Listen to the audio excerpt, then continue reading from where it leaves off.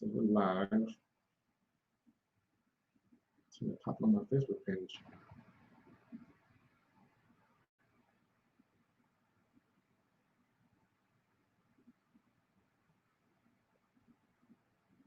There we go.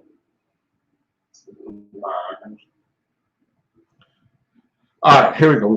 We're live. We're live. We're in the house. We got it. We got it. Hey, everybody, what's going on? Hold on before we get started. I got to do some housekeeping. First of all, welcome to King Conversation. I am Mark Wiggins, editor-in-chief of Off the Bench magazine and a whole bunch of other stuff. King Conversation was started to help men and kings come together and have a conversation that you don't know we have. And the conversation that we are about in lifting up other men, encouraging other men to be who they need to be, because really only steel can sharpen steel, and only a king can understand what a king got going on. So therefore, we will have conversations as such to make sure that we are uplifting one another and doing what we need to do. We are sponsored. I need to get to my sponsors. First off, I'd like to thank the Black Star Line Cigars. You saw the interview with the brother Eric from Chicago, a black cigar maker. He's doing his doggone thing, and I appreciate him and his cigar. So if you are a cigar smoker, go check him out. blackstarline.co.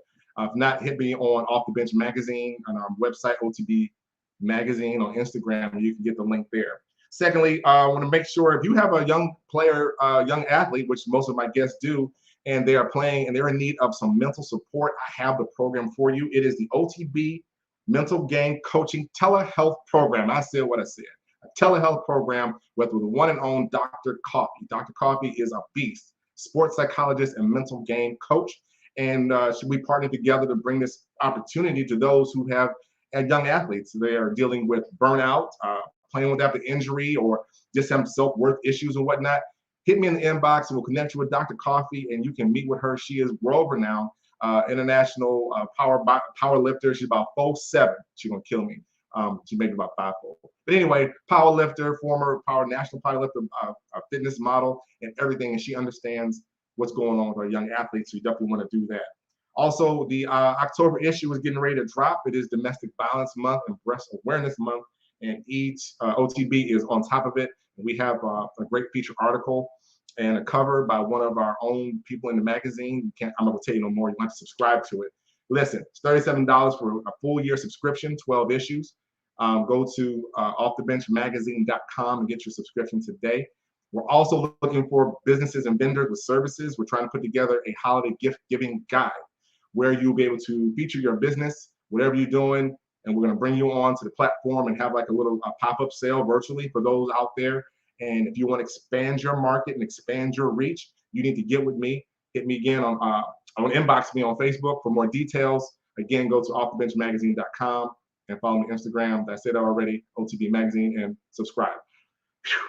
That's the part I don't like, but you know what? We got to get it done. We got to keep the lights on, as they like to say. Anyway, all right, so here we are, King Conversation. And tonight's topic are father and daughters. That's right. We're talking fathers and daughters, and I have two dynamic guests come on to the stage and the platform. So let me go ahead and bring these brothers up here at the stream, and we're gonna go here.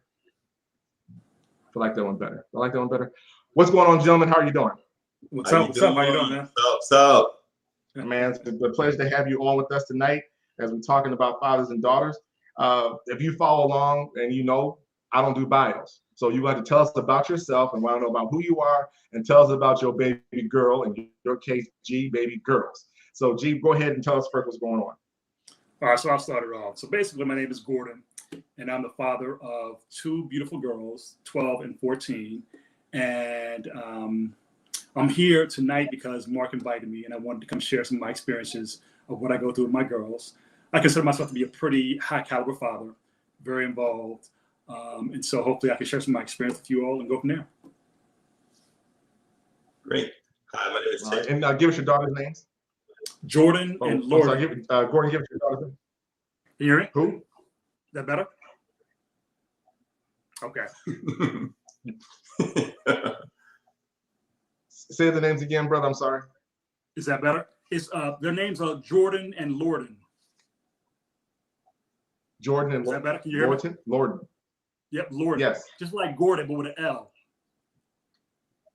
Lorden. So okay, I thought maybe got a little glitch there, but no. Got you. All right, Terrence Luther, go ahead, brother, and introduce yourself and tell us what's going on. Hi, my name is Terrence Luther. My daughter is Kayla Elizabeth Luther. She's 12 years old, and the joy of my life. She was born on Christmas, so she is our present that we have every year. You know, it was the best gift that we could ever receive.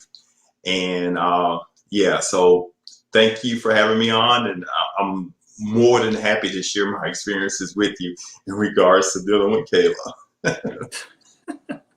That's what's up. And I'm Mark Wiggins. Everybody should know my kids right now. My oldest baby girl is Micaiah. She's full grown at this point. So we again, when you want to get men excited, there's two things you can do. You can talk about our daughters and get killed, or we can talk about our daughters and we're gonna smile. So tell us more about your daughters. Luther, tell us about your daughter, what she's doing, what she into, what's going on with her. Well, Kayla is a 12-year-old active volleyball player.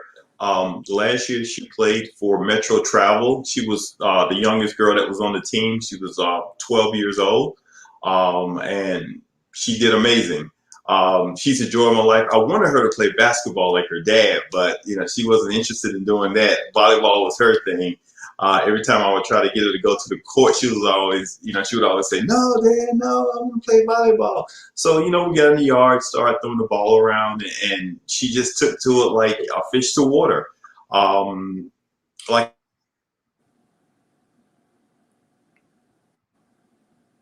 Trying to froze a little bit. A little trouble. All right, go ahead, G, jump in. Luther froze up on me. So until he comes back, yeah.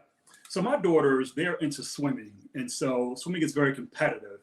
When they first started out doing sports, I had them into everything because when you have daughters, you have to find out, kids in general, you have to find out what it is that they like to do. So I had them in volleyball, track, basketball, cross country, and so even swimming. And then they decided they didn't want to do swim. And it was a hard decision because swimming, you have to be dedicated 5 days a week. And this is just at a group age level. And when you get older, then you have to go do 2 days between 5 to 6 days a week. So it's very, very competitive. And it's something that you have to be very dedicated to. So for me, what my days look like pretty much is from Monday through Saturday, I'm pretty much at the pool. So when they get out of school at 4 o'clock, I already got the car revved and I got the things in the car and we're off to swimming. And so we do that pretty much 5 days a week. And my oldest one does it 6 days a week. And it's drooling, man. It's absolutely drooling. But the thing about me is that whatever my daughters want to do, I'm going to make sure that they do it and do it to the best ability. So I don't say no to anything. Plus you have girls and you can't say no to them because they're going to start crying. And next thing you know, you're going to give them whatever they want. So for me, I'm gonna be honest. Like I don't have a life. Like I truly don't. My life is pretty much after 8 p.m. And so I consider myself like a night rider or pretty much a nocturnal person because there's no way in the world you can be an active father and truly have a life. You just can't. Now some are dynamic enough to do both, but for me, after doing everything during the day as far as work and swim and then coming home and then we got to do homework because we got to jump into homework. The day is done and I don't feel like doing anything. So I find myself pretty much at home. So that's how my day goes. But yeah, swimming is what they chose to do. And I'm so happy because now we can focus on one thing and I can have a little bit of life, you know, back. So, that's 100% true. Let Brother Luther join us back in here. Okay. Brother Luther, you with us? Come on up in here. Yeah. Sorry about that. I don't know what happened. You're back now. I guess Kayla heard I was talking about her. Right. You sabotaged. Right. You're talking about it. You're like, yeah, Daddy, talk about me again. We're just chopping it up about, you know, what your daughter's into and some of the things that you have to go through. G was talking about his daughters are swimmers, right? Which is a total different level of commitment. Swimmers are absolutely insane. They put the work in, hands down. And little side note, it's the most watched sport in the Olympics. So they go to show how competitive it is. Yeah. Oh yeah, I'm sure it was this year. It was definitely that. because of all the people in it reaching out and how the just the competitive, because we're supposed to dominate that field, but Australia had some nice swimmers though. They were getting it. Oh, they brought it this year. Oh, they did.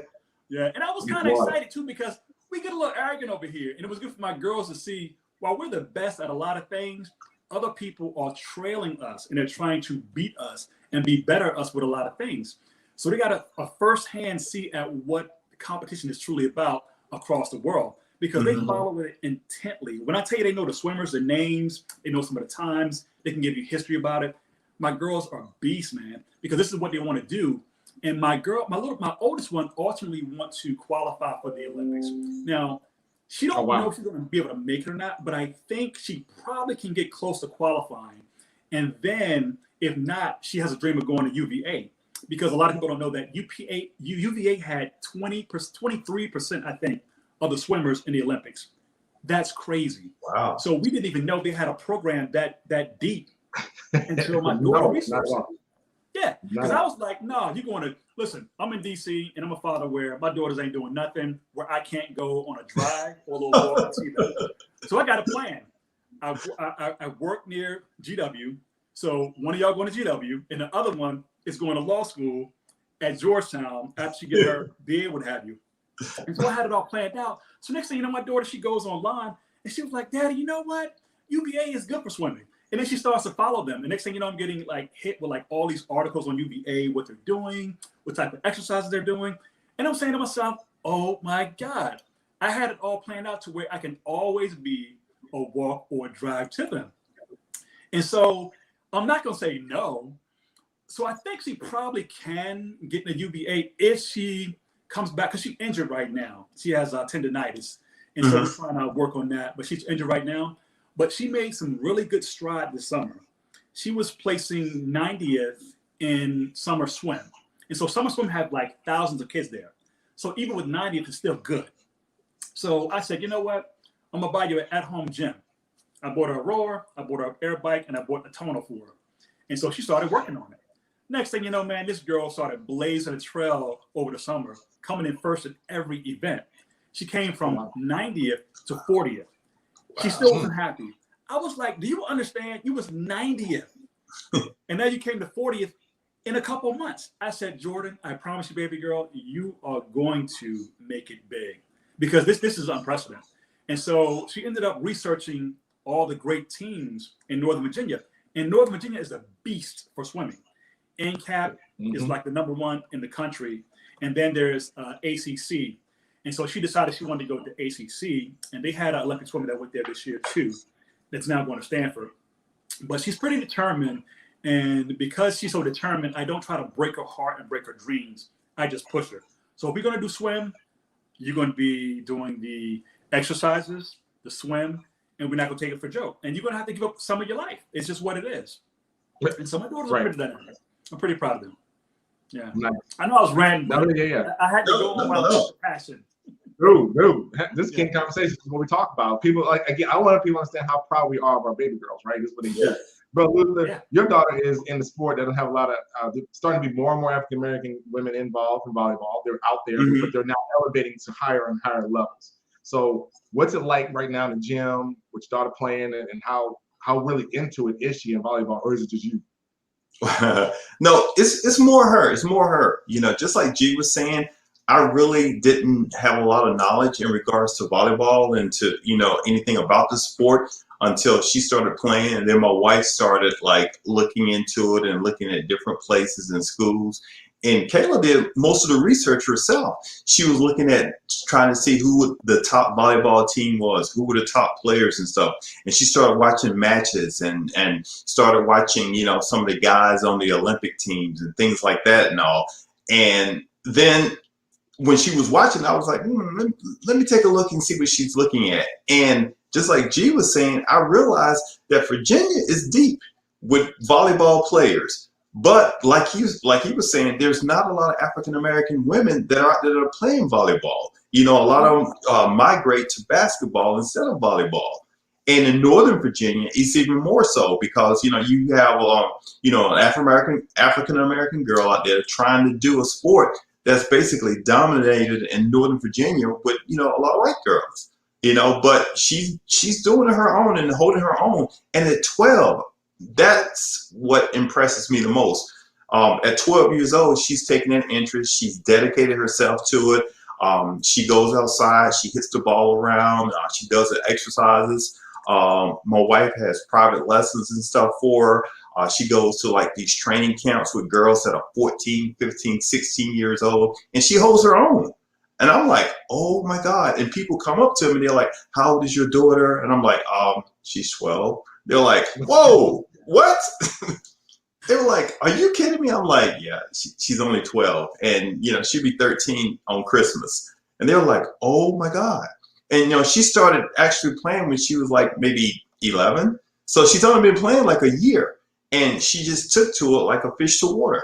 And I can honestly say that I'm really, really, really proud of her and her dedication to the sport and the future that it may bring for her. She's already saying, I'm going to go to Stanford or I'm going to play for Baylor. And I'm like, how do you even know the names of these schools? You know? Smart girl. Right. Yeah. And I'm like, and, you know, to make it even better in school, I mean, you know, she's an A/B student in school. And she's focused because she says, you know, hey, I'm going to get in regardless. So I'm like, go ahead, girl. So yeah, you can't kill those dreams, man. Exactly. Yep. Listen, man, I tell you what, I mean, that's just a cool part. I think I remember when Micaiah, you know, my first child, oh, we pregnant, we have a baby. Like, oh yeah, I got this boy, blah blah blah. It's a girl, okay, all right, it's gonna be okay. And so you know, God knew He was doing right. So she growing up, and all of a sudden she wants to do sports. I'm thinking, okay, we did it all. Matter of fact, taekwondo, basketball, piano, all of it. All of it. We put everything to figure it out. And so she took to basketball, you know, hey, Dad, you going to coach us? I was like, I was not trying to coach girls. That's not what I was trying to do around here. But we're going to get that time in. We're going to spend there. We're going to watch. And the impact that it has is ridiculous, right? Yeah. We're going to talk about that a little bit more, about the necessity of it. But let's get into our topics for tonight, good man. Let's talk about it. Topic number one. It is up here.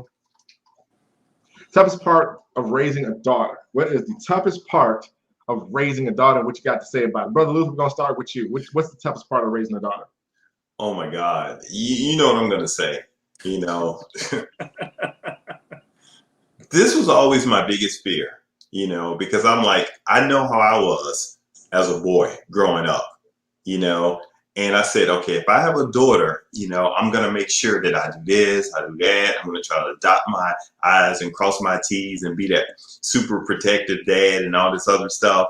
The toughest part is, you know, trying to get her to just to stay focused on I guess herself and not, because she's at that age now where she's attracted to boys, you know, and that's what bothers me, because I remember when I was in like the 7th grade and I was attracted to girls, you know, and I thought I was smooth. And, you know, back then, you know, you had all the music that you listened to on the radio, all the songs and stuff that they listened to. Well, now her genre of music is completely different than what we used to listen to. Mm-hmm. So I can barely understand what she's listening to, and I'm trying to, you know, understand and you know, trying to sneak and read her text or whatever, you know, with that little lingo and language and stuff. and I guess going back to your question, my biggest fear is like, you know, she run across somebody like I was in the 7th grade. Right. Keep it real. Right? That's real talk. You know, and that's what scares me. That's what really, because I knew how I was. I knew the game that I had, you know, and, you know, I try to tell her and try to, you know, tell her the signs to look for and things like that. And she's only 12, so I shouldn't even really be telling her this. But you got to start them young, you know? You got to start with that foundation. Mm-hmm. So that's my biggest fear, that she's going to run across somebody like me. You know, that was 12, 13. We're gonna stay run across the younger me. That's it. Yeah. The younger me. The younger you. Right. I'm sure. Listen. We're gonna just stop right there. We don't go no further. But G, what you got to say? Answer the question, G. I don't have anything else to say. Like, he took it. He took my spill. No. So there's two parts for mine. Number one, you nailed it, because I'll be honest with you, my 13-year-old is just now starting to like boys, but she's trying to fake me out. But I'm too smooth for that. So let's be honest. For fathers who has daughters going into either 7th, 8th, or 9th grade, Yeah, COVID was the gift and the curse. Let's be honest. true that. Because what it did for us, it delayed that interaction to where they were interacting with boys. Because I remember I started getting into girls in the 7th grade.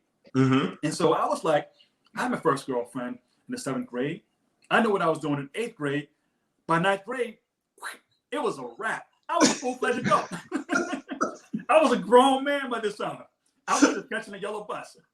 And so, thank God she's not in the boys yet, because I think kids nowadays are getting into that stuff later. And I talked about it with my neighbors. So they're not as aggressive as we are, because it's just different. So you would think that they would be more involved into doing adult-like things and of course and all that, but they're actually not. Mm-hmm. And it depends on where you are in the region too. But for the most part, my daughters and her friends can't stand boys until she got to 9th grade. So I'm gonna give you a little hustle about what you can do about finding out what your daughter's doing. The iPad is your best friend, brother. I got her iPad. I put the keychain on it, right? Mm-hmm. I see every text you get, I get. Every email you get, I get. Because I had to buy her a MacBook so she don't use her iPad anymore. Now I went on and told her, I said, listen, so if you can just abide by these rules and accept it, then we're gonna be fine. If you can't accept it, we're gonna have some issues. So how you wanna carry it? So she started like interacting with boys because I want her to start interacting with boys, but I told her, you can interact with them, but when it becomes to a point to where you're having a relationship and you're texting every day, and you can't do your homework, this, that, and third, then I'm intervening because you're just too young. You're 13. What do I look like? Well, now 14. What do I look like as a dad letting my 14-year-old court a boy in a 9th grade? Because you know what that leads to? Because I'm just like you. And so I had the same fears as you. So I'm like, it's never going to happen. So I agree. I made an agreement with her. I said, as you get older, I'm going to let up off the brakes a little bit.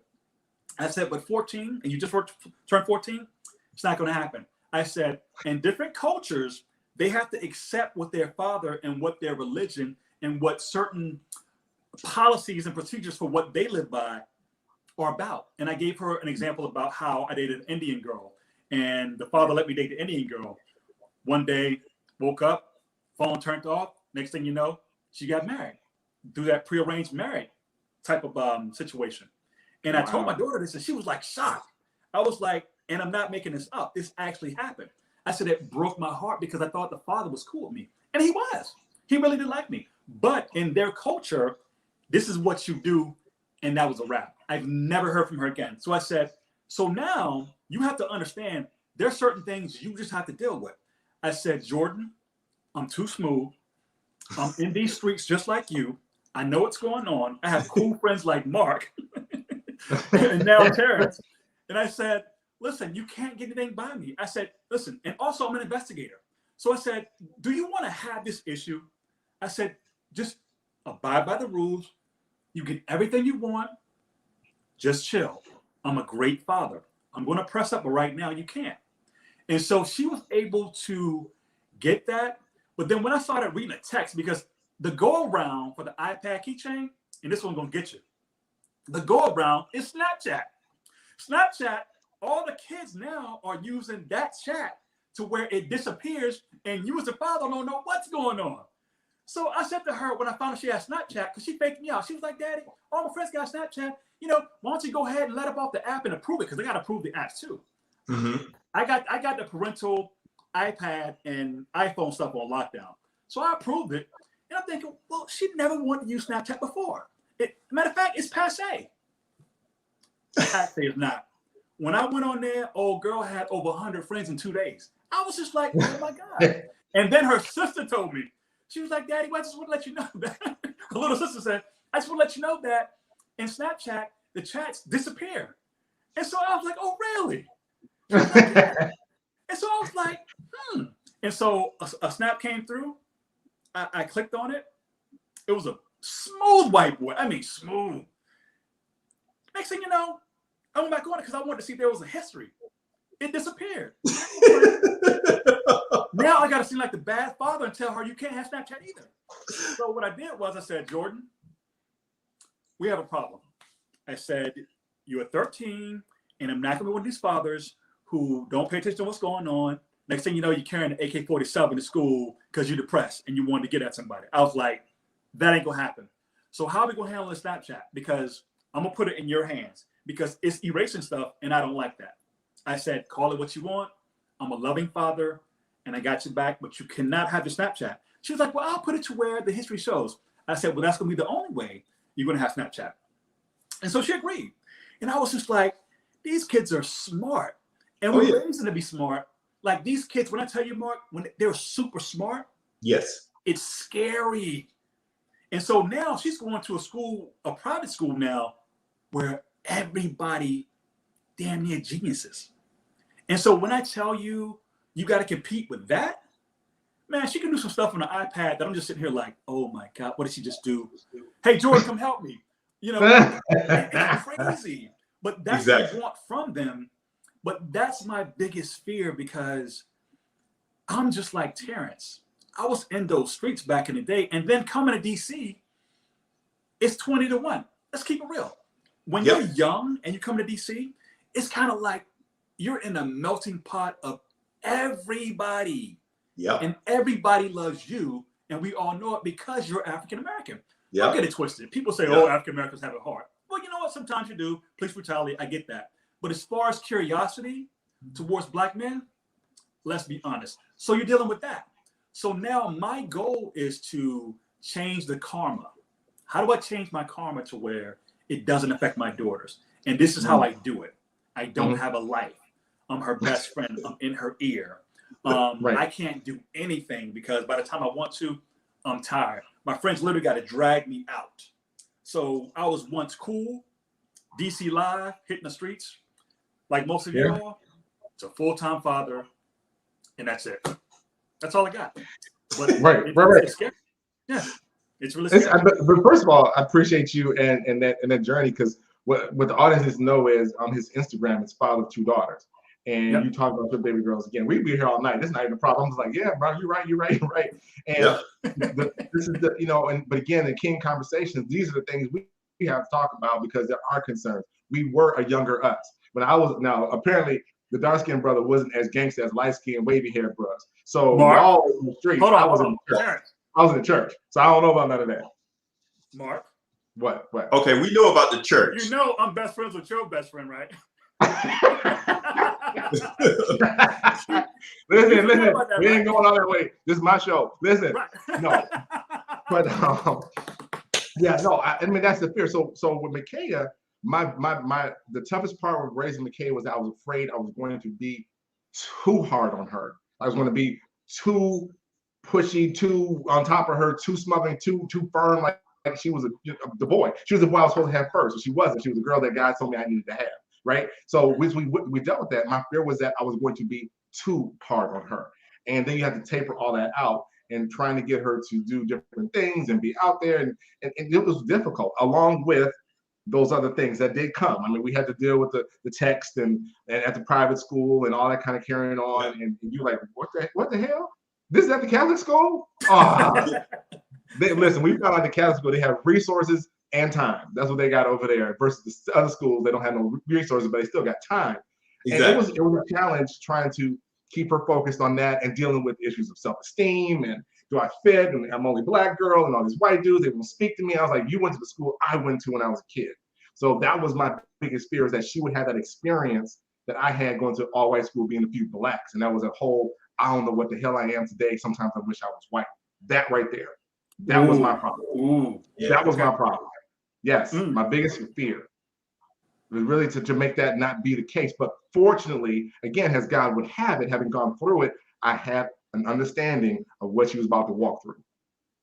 The identity stuff, fitting in, not connecting with other people. You are on this plane, they're on that plane. You know, you're here doing basketball, they're here, whatever. And they got helipads at their house. We barely got a driveway. The fact that we park on the street. They got helipads talking about let's go to France for the holidays. Real talk. Let's go here. I'm like, are they paying? Can I go? Can I go at +1? Can I get there? Right. You got to run a So car. just dealing with those issues, because we know how important it is for that fatherly feedback to help with those basic, the self-esteem, the confidence, and whatever. We play a huge part in that. Yeah. Huge part. And presence, and and again, you gentlemen been where you need to be. Presence is huge. Oh yeah. Not to be overlooked. Oh yeah. How did you handle that? The part about her self-esteem and the color barrier and all that. I'm just curious. We had a lot of conversations just about again what I went through, about being focused on self, and we're affirming her. You're beautiful, you're fine. Yeah, I know your hair's all over the place. Your mama looking for the weekend, and daddy don't do hair, but guess what? I got a rack of female friends at the church that will do your hair. It's going to be fine. That kind of stuff. Let's go shopping. Let's get out here. Right. And you with daddy, hold on. You know what I'm saying? Those things. Let's say something minor. Here's one look. I have a tattoo on my left-hand side. She's an Aquarius. Yeah. Is that what she is? Yeah. And I have it that says baby girl. And the reason that that's over here and not over here, because somehow or another, when we were kids on the left-hand side, she always found her way to my left side. Always. To this day, she will come in and grab my left-hand side. And my son was on my right-hand man, right? He's over here. So that thing. So I make sure she hold my hand, you didn't pull away, right? She held her hand, I held it tighter. She want to hold me, we hold it. So when she started needing affection, there was no, I'm busy. It was never, I'm busy. There's a come on in here, and whatever I'm doing, I'm gonna have to wait. Those type of things I felt were important to her self-esteem moving on. There was always been those down moments, and the conversations we can't have with her, that she can talk with a mother or a female figure to get these conversations out. We don't fit, but we're there for the rest of those conversations. That's what that part was the toughest part of raising her. And even now, she'll call. As a matter of fact, she called right now. I may pause this whole conversation to see what my baby girl wants. Bring her in. That's true. I'm actually call in, baby girl. You watching me? We can't call. But you know what? That's kind of ironic, because when you said left side, because when we're out in public and I'm walking with Kayla, and she feels like maybe a little insecure or maybe a little afraid, she will always go to my left side. Even on right-handed or whatever, I don't care if she's on the opposite side, she'll come to the left side. And I'm not sure if that's just a dad thing, and gee, I don't know if your girls do that or whatever, but it's always the left side. And for some reason, if she feels like I said, if she feels uncomfortable, boom, it's to that left side, and I'm like, okay. And it just dawned on me tonight, awakening, that she does that. And, you just happen to say, or you happen to mention that your daughter does that. So, I don't know, maybe it's a dad thing. Yeah, I don't know. But I mean, but at the same time, as long as we are attentive and paying attention and tuned in, that's going to help out a lot, for when those times come. Because I'm telling you, it's nothing like having her to say, I need to talk. And I'm going, oh shit, I don't care what you're about to say right now. It's not going to move me. And whatever she said, just kind of go, okay, all right. And inside, you go, oh dear God, do I need to call? You're trying to figure out a solution to fix something. At 12, Kayla comes to the room. She said, Daddy, can I talk to you for a minute? I'm like, uh-oh. But it's usually, can I borrow your sweatshirt? Can I borrow it? So thankfully, wait for it. But those are moments that we want, though, right? I mean, that's what we want. We want that open door. Exactly. It don't matter. I don't care how bad it is. We won't deal with it. Just this. I can fix it. Yeah. I can fix it. I'm trying exactly. I'm trying to set the bar so high that when you get married, so what you can't do what I'm doing, you can't marry him. You know what I mean? Right. Because as fathers, we know we take care of our daughters. And so we want to have them and send them off to somebody who can do the same thing, essentially. And so for me, I set the bar, I give them the example, and then I tell them. I said, and when you get married, I expect your husband to do the same thing. Because at the end of the day, that little girl stuff is out the window. Mm-hmm. They're about to reach puberty. It's over. Yep. I got to accept it. Yeah. Yep. So I get it. All right, let's move on to topic number 2. Topic number 2, and we mentioned a little bit, we actually got into a little bit about being competitive. Now, like I said, all of our daughters are played, and the brothers out there, people watching the daughters who are playing. And you and I have been in the gyms and the pools, and we see some parents who absolutely lost their MF in minds about what their daughters are doing and how competitive they are. What do you teach? What is it you teach your daughters about being competitive in anything in life? What do you say to that? G, what do you say to your daughters about that? Well, because swim is an individual sport, I definitely put the onus back on them. In the summertime, where it's a team sport, because you got to build up on points, it's more about, the team environment. But I just try to equate that to anything that they do. They're both smart little girls, make the honor roll, have always made the honor roll their whole life. So I equate that greatness with that. And so I say, you're smart, you're highly educated for your age. Let's do the same thing in the pool. I said, for example, the Summer League Division 16, they were good. With a new team right now, who's one of the top in Northern Virginia and even the country, they're just like in the middle. So I don't want them to try to go crazy trying to get back to the glory. But to be honest, I target one girl in the class on each of their teams, and I say, we're trying to beat her, and this is how we're going to do it. And I try to say it with grace. You know what I mean? I try to say it to where I'm not having her, but when we're doing like the tonal or the rowing and all that, you got to put that work in, because the next time we go in that pool, we got to keep creeping on them. We got to creep on them. I had the little girl's time, and I'm like, she's been here all of her life, so she's a beast.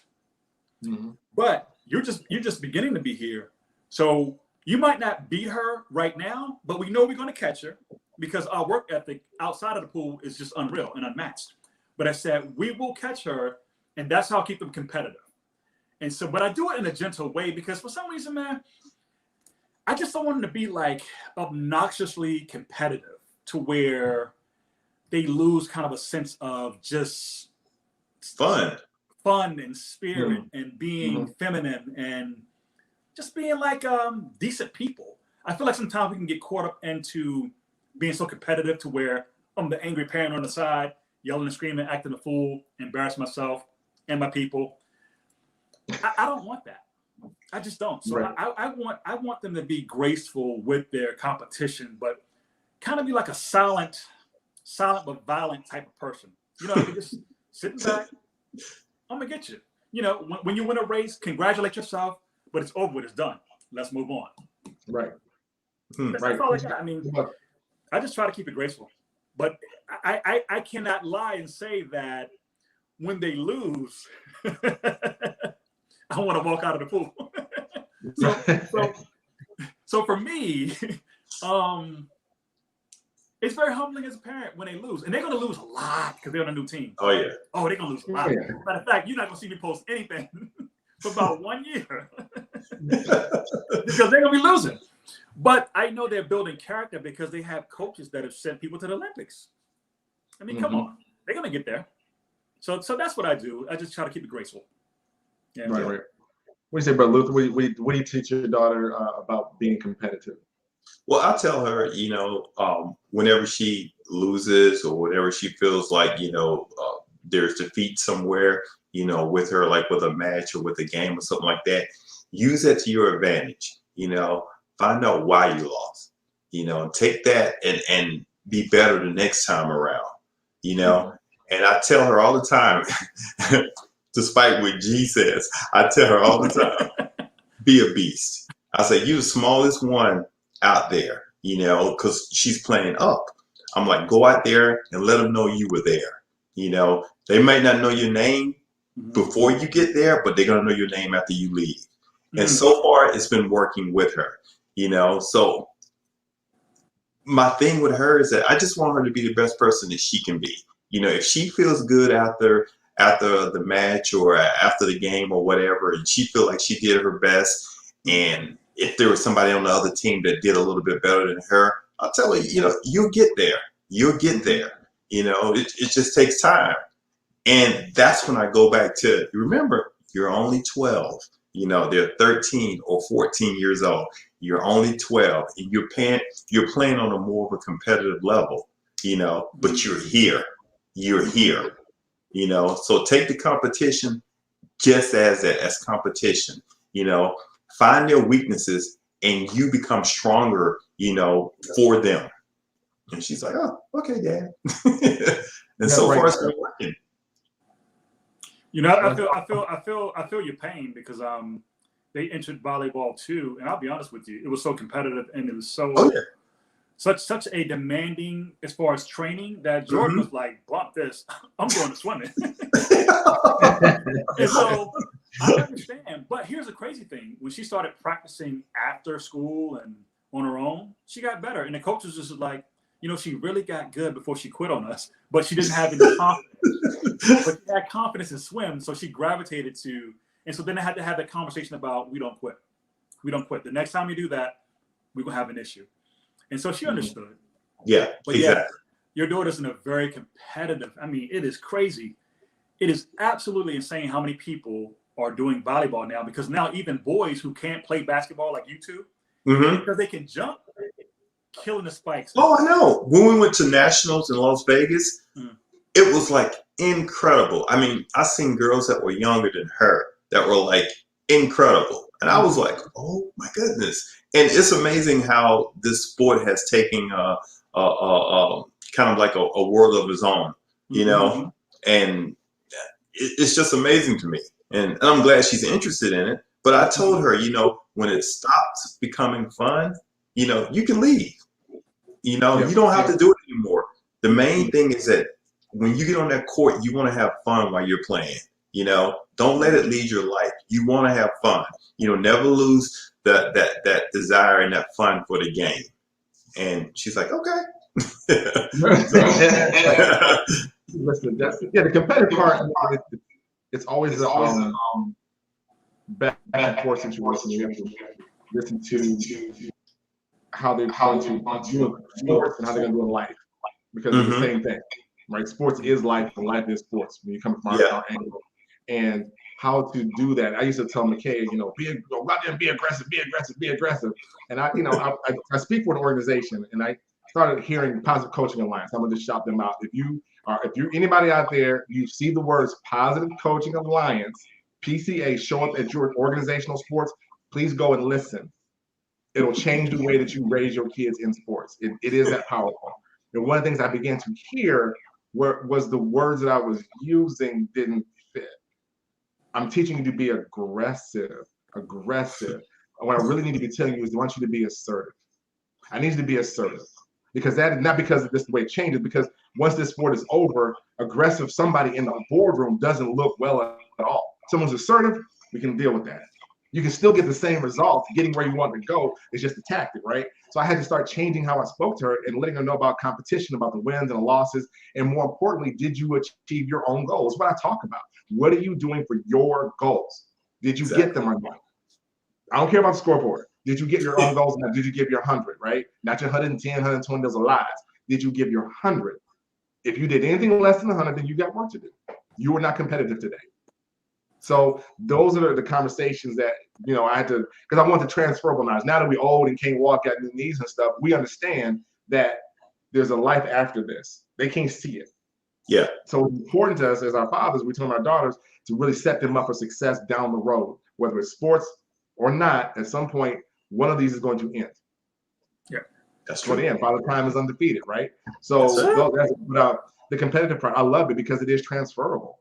You know, applying for jobs and whatnot, and care. This person. I said, remember, and then I can go to the Rolodex. Hold on, story 656. Remember that game in Paul VI where this is the same thing.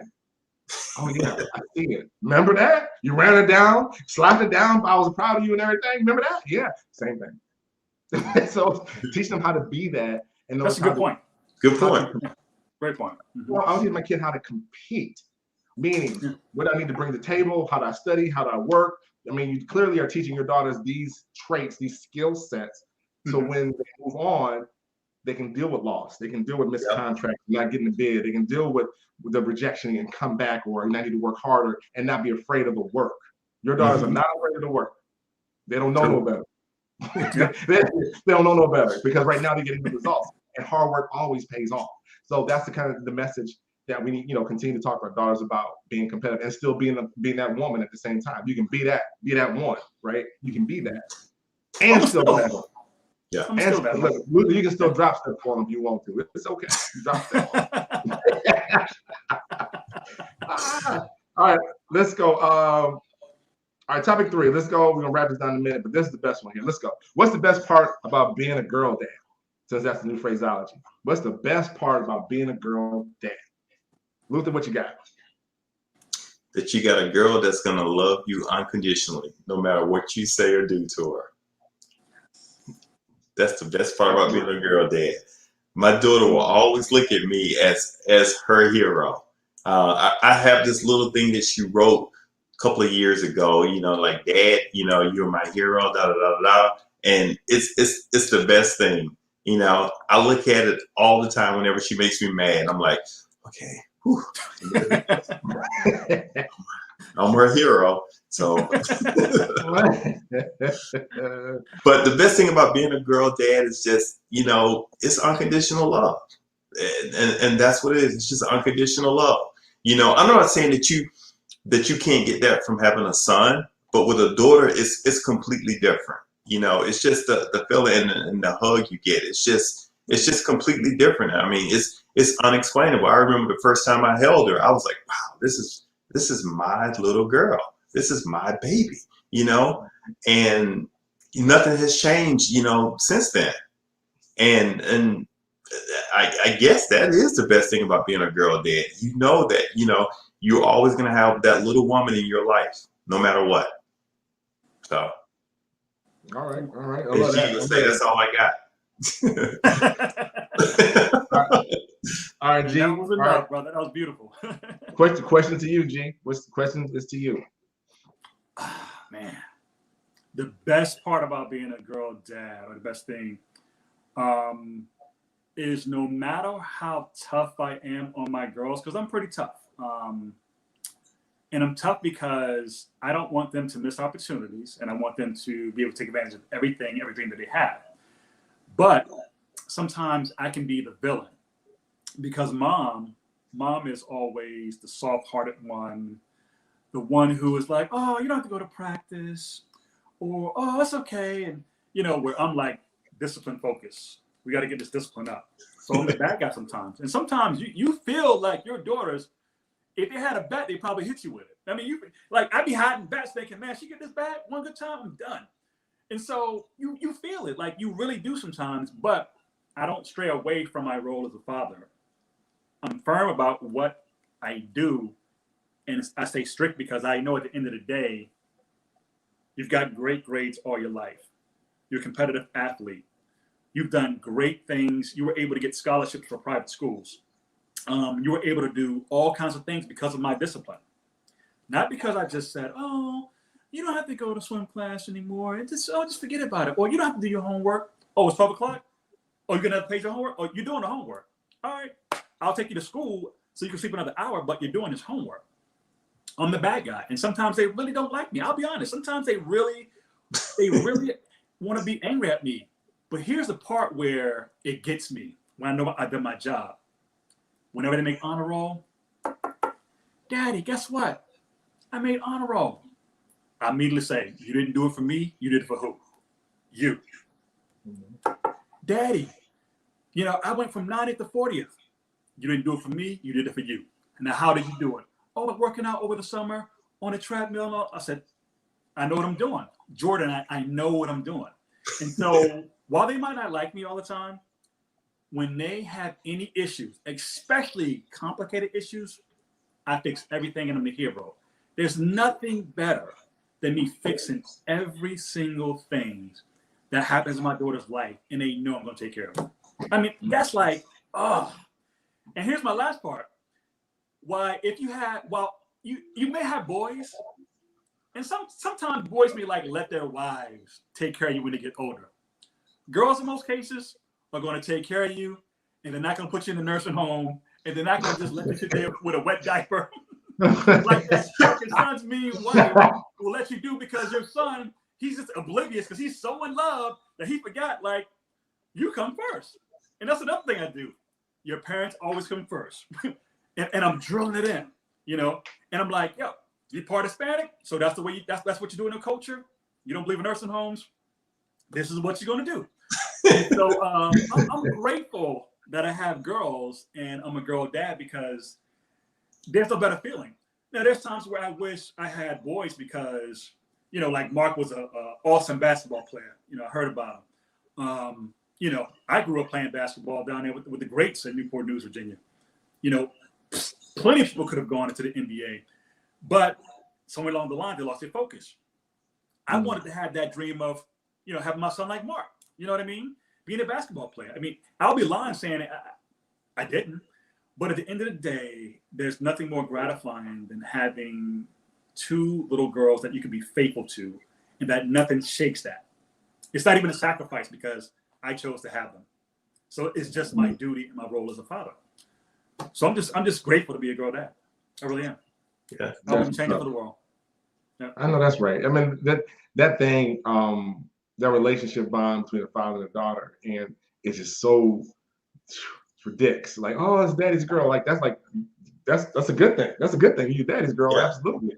You know what I'm saying? The best part for me was being able to, you know what? Let me pause. I'm about to say something. I'm gonna flip it all the way around. Here's the best part about being a girl dad is when my black behind shows up in the gym or wherever. That's your dad? Oh my God, I heard about him. Oh my God, we heard so much about you. That right there. Yeah. Yes. You're right. You're right.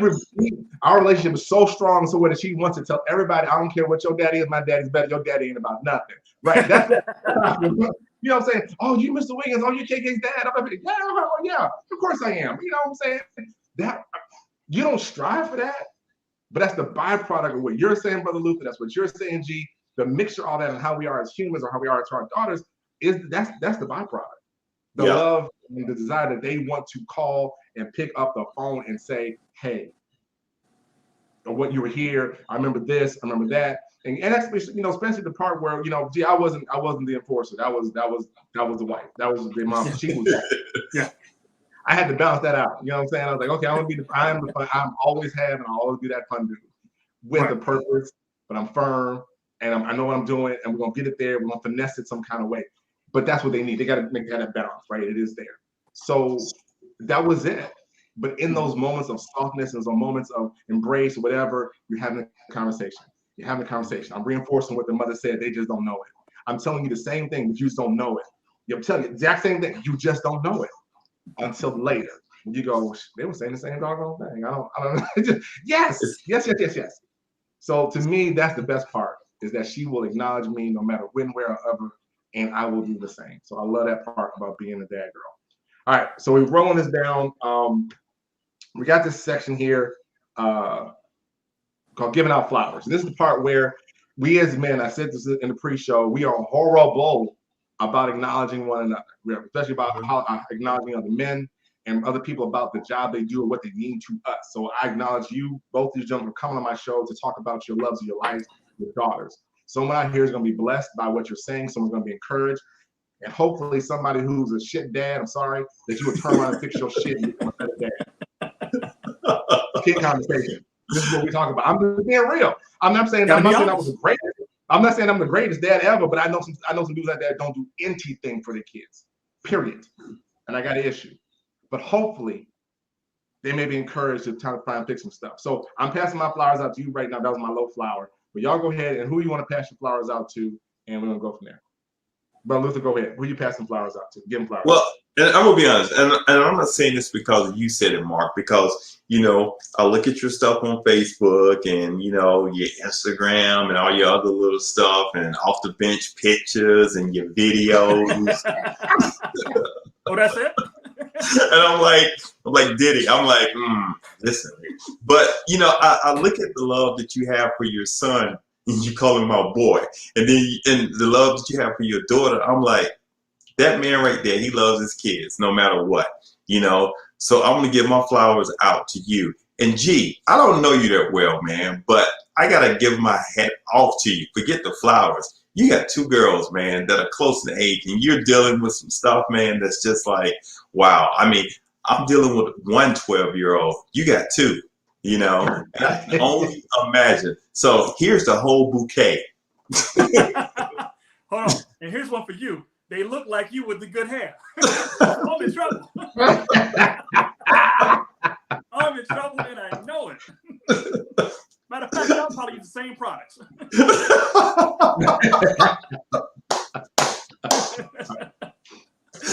Oh, just joking.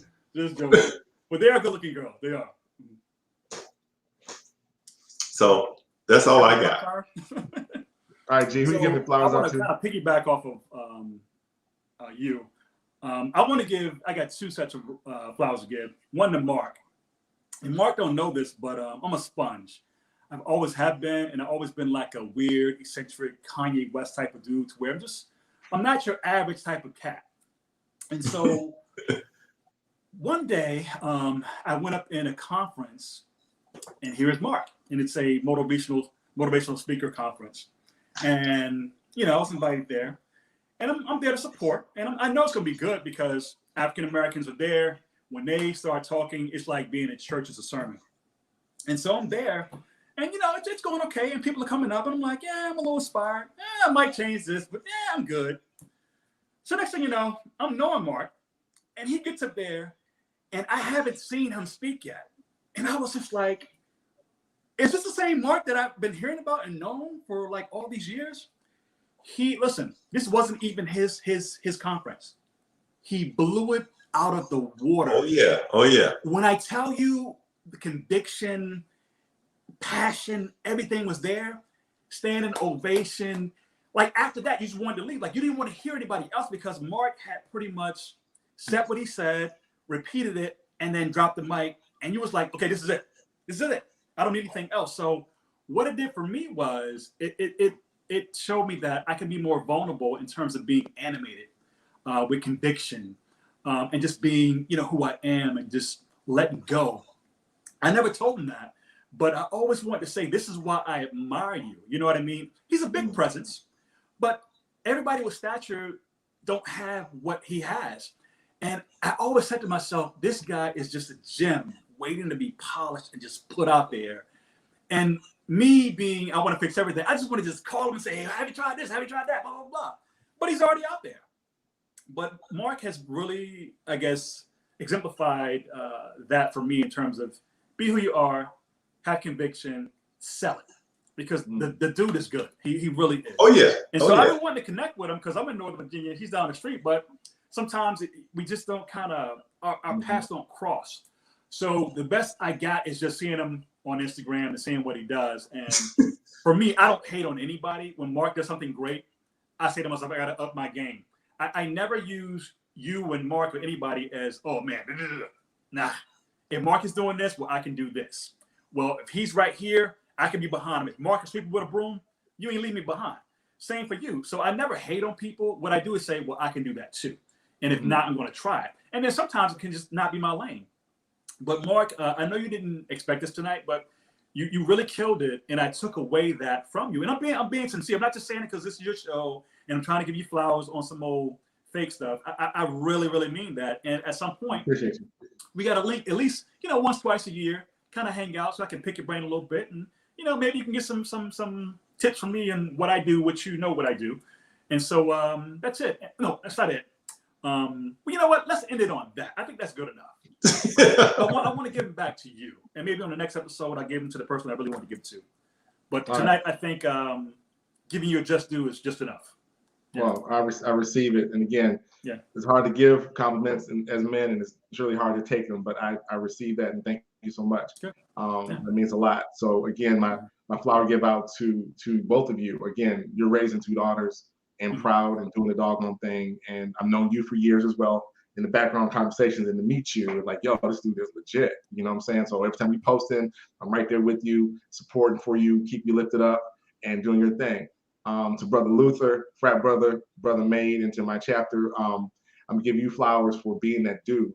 One thing we talk about in our fraternity, there's a diamond that we follow, right? There's God, family, there's work, and then capital is number 4. And Brother Luther during the pandemic had to take a step back. And he had to take care of home and do what he had to do. We didn't see him. I didn't hear much from him. We called periodically. And I had to, he's like, I got to talk to Brother Wiggins. But if you need Brother Luther for something, he's going to pick the phone up.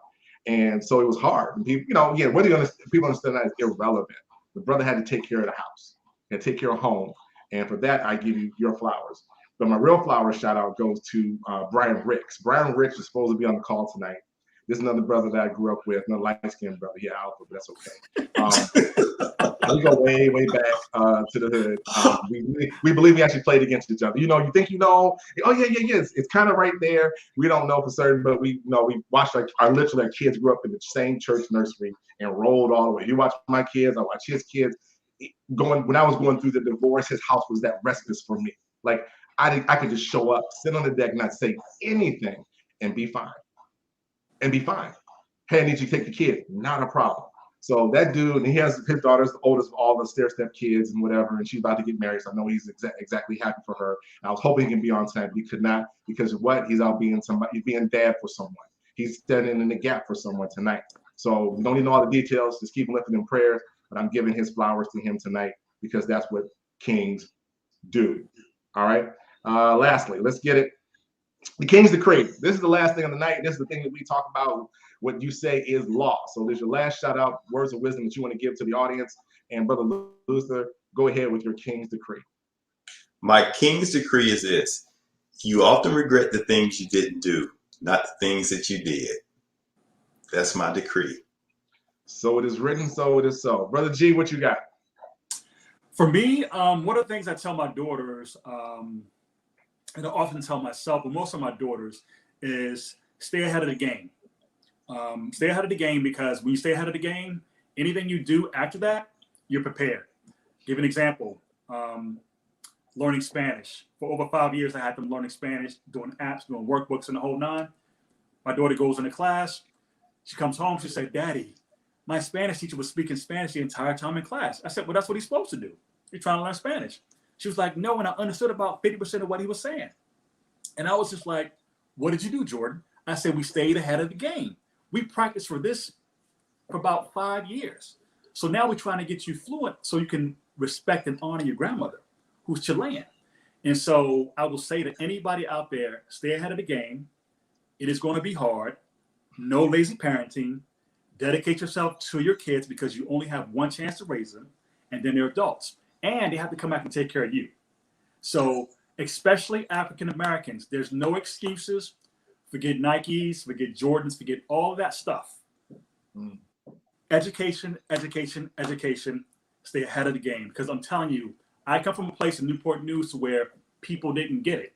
So when people ask me, what is your motivation for dedicating so much time to your daughters? It's easy. I come from a place where I did not have it. So I know what to do. It's just that easy. So stay ahead of the game. Learn from your daughters because they're teaching me so much stuff. It is unbelievable. Unbelievable. So I learn with them. I'm in shape because of my daughters. So when they're exercising, I'm exercising. When they're in the gym at practice, I'm exercising. Again, trying to stay ahead of the game. My time will come when they're off to college and I stay marketable. That's all I got. Stay ahead of the game. Yep. Stay ahead. So it is written, so it is so. Here's my King's Decree for the night. My King's Decree is simply this. As men, as fathers, allow your children to see you succeed and to see you fail and to see you get back up. They need to see the whole life cycle. Don't just show them all the highlights. Don't just show them all the Google clips. Don't do that. Let them see. Let them see the other side of pain. Let them see the other side of work, because that's what's going to make them become better and stronger when they watch how you do it. We teach them a lot of stuff. We see a lot vicariously in how we do it. I want my dad this and the third, whatever. But really what we need to understand is, how do you come back from the bottom, right? How do you get back up? So let them see you win, let them see you lose, and let them see you get back up. So it is written, so it is so. All right. Thank you, gentlemen, for joining on King's Conversation. I appreciate you. And we will holler at you later and shut this thing down. All right, everybody. Thank you so much for joining King's Conversation. Yet another great conversation. We continue to get better at this and have conversations, meaningful conversations. I want the realness from the men's conversation, whatever we're talking about next. And hopefully you can glean something from it. Share it with a male figure in your life, in your circle, in your network, in your tribe. Let them listen. Tell them to go out and subscribe to the magazine. Watch it on YouTube. Click subscribe, share all that stuff. Ring the bell, all of it. Because this is the work. When the issue dropped in June on Father's Day, and I dropped the King's Crown, I told everybody, this is what I wanted to do. I want to now be the OG in the room and talk about what it means to be a father, what it means to be a Black man who is present, even in the eyes of divorce, even through the throes of a broken relationship, lost businesses, to be able to stand up and still be a father, to be present, to be counted for, to be on and show up for whatever I could do, was allowed to do, whatever. That means a lot.